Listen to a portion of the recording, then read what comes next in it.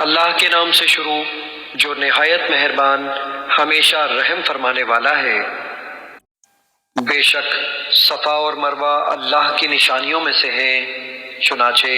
جو شخص بیت اللہ کا حج یا عمرہ کرے تو اس پر کوئی گناہ نہیں کہ ان دونوں کے درمیان چکر لگائے،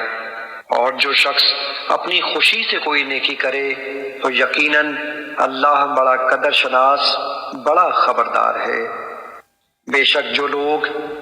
ہماری نازل کردہ کھلی نشانیوں اور ہدایت کو چھپاتے ہیں اس کے بعد کہ ہم نے اسے لوگوں کے لیے اپنی کتاب میں واضح کر دیا ہے، تو انہی لوگوں پر اللہ لعنت بھیجتا ہے، یعنی انہیں اپنی رحمت سے دور کرتا ہے، اور لعنت بھیجنے والے بھی ان پر لعنت بھیجتے ہیں۔ مگر جو لوگ توبہ کر لیں اور اپنی اصلاح کر لیں اور حق کو ظاہر کر دیں تو میں بھی انہیں معاف فرما دوں گا، اور میں بڑا ہی توبہ قبول کرنے والا مہربان ہوں۔ بے شک جنہوں نے حق کو چھپا کر کفر کیا اور اس حال میں مرے کہ وہ کافر ہی تھے، ان پر اللہ کی